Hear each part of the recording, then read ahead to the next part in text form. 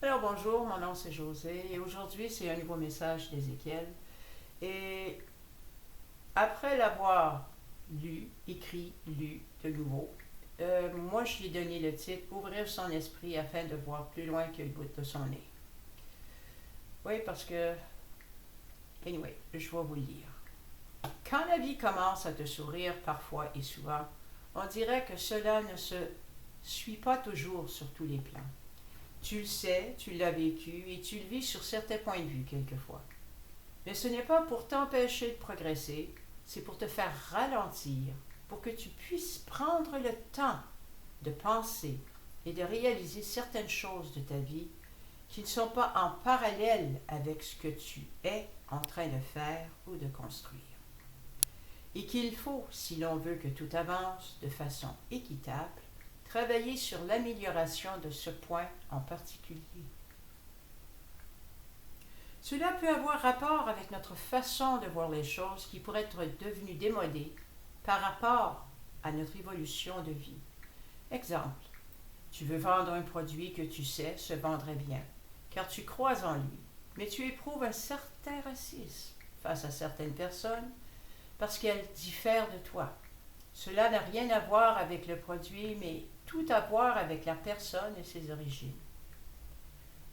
Tu te demandes où je m'en vais. Parfois, ce qui nous arrête d'avancer sont des vieux schémas ou la façon dont on a été élevé. Tu peux avoir toutes les meilleures intentions et tu sais que cette personne a les mêmes, mais tu n'oses parce qu'elle vient d'un autre pays et que sa façon de penser face à ce produit diffèrera de la tienne. Sans réaliser qu'en confondant les deux, un nouvel essor peut en ressortir. Il ne faut jamais juger quelqu'un ou quelque chose par le couvert qu'il présente, mais par la profondeur de ce qu'il est, son être. Ou la chose qui t'importe le plus pourrait devenir un tout nouveau produit, juste si les deux peuvent se trouver un terrain d'entente. Les compromis ne sont pas toujours mauvais si c'est fait avec respect. Les choses qui sont importantes dans nos yeux n'ont peut-être pas la même valeur pour l'autre, mais en écoutant son point de vue et vice-versa, et se comprendre, on s'aperçoit que le problème vient de la façon qu'on perçoit les choses ou la vie. Tu n'as pas toujours eu l'esprit grand ouvert comme tu l'as aujourd'hui. Il a fallu que tu laisses certains de tes principes qui étaient bien, ça c'était rigide, là. Il a dit bien ou trop rigide. Dit l'icône à Ézéchiel. Ne pas avoir pris la peine de les écouter et de réaliser ce que tu faisais au tout début sans t'en rendre compte et d'y faire face, tu ne serais là, en ce moment, en train d'écrire ce que je te dis, ou je te dis, parfois. Tu n'aurais jamais essayé l'écriture automatique pour voir ce que beaucoup parlaient. Oui, ma curiosité a toujours été grande, puis ça, c'en était une qu'il fallait que j'essaye dans le temps. Tu ne te serais peut-être jamais rendu compte que tu vivais en toi des talents qui n'attendaient que ton éveil se fasse pour ressortir plus ouvertement. Tu es une sensitive, tu as le don de la clairaudience et bien d'autres. Sans ton ouverture d'esprit d'essayer l'écriture automatique, on ne se serait jamais rendu où tu es, à recevoir des communications avec moi ou Josuel, et même avoir des conversations entre moi et toi, ou entre Josuel et toi. Tu ne te serais peut-être rendu où tu te trouves maintenant, ou tu serais peut-être toujours resté à tes débuts. Le point important est que tu t'es permis de voir plus grand, d'ouvrir ton esprit aux possibilités et de t'arrêter d'avancer. Oui, quand tu te rends compte que tu entends des voix, puis les voix te parlent, sur le coup, tu te poses des questions, puis après coup, tu réalises, ah, mais ça, il faut avoir l'ouverture d'esprit, par exemple. Parce que quand j'ai commencé à avoir mes communications par l'écriture automatique, j'entendais ce que j'allais écrire. Pour me rendre compte que c'est parce qu'on me dictait ce qu'il voulait que j'écrive. Dans le temps, je parlais avec mon mari, fait que c'était pour lui et moi. Anyway, longue histoire courte, on va continuer. L'homme voit ce qu'il veut voir et ce qu'il veut croire. Lorsque quelque chose arrive dans sa vie, comme un exemple, une crise de cœur, cela pourrait être le point de départ de repenser comment il vit sa vie.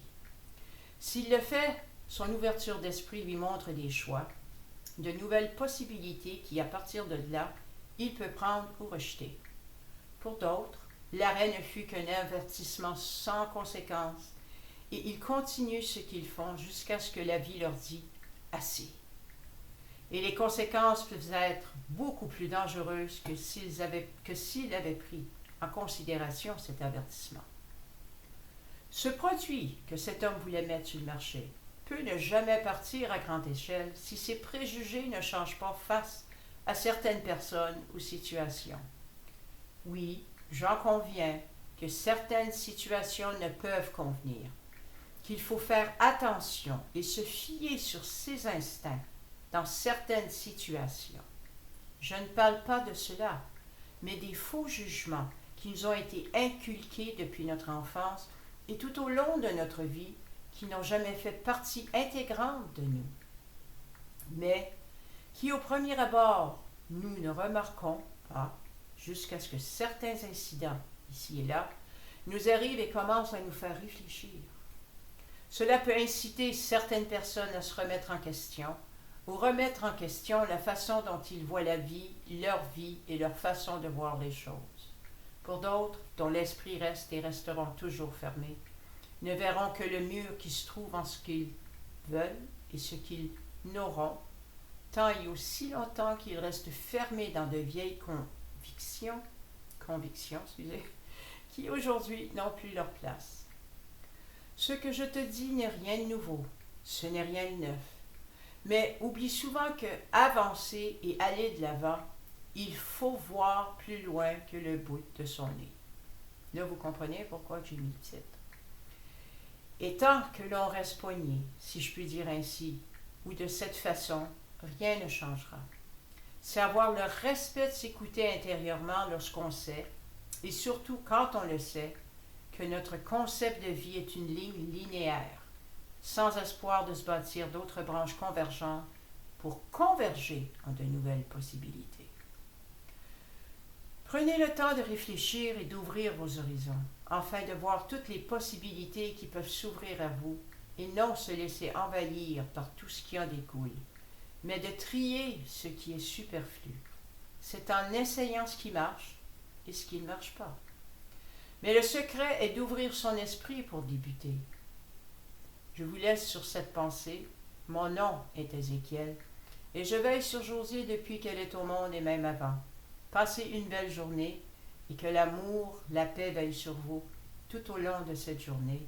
Merci de votre écoute. Bye Josée, je t'embrasse sur les 2 joues, et on se reparle. Oui, il me dit souvent ça, c'est cute. Anyway, j'espère que vous avez aimé ce vidéo que je vous ai fait.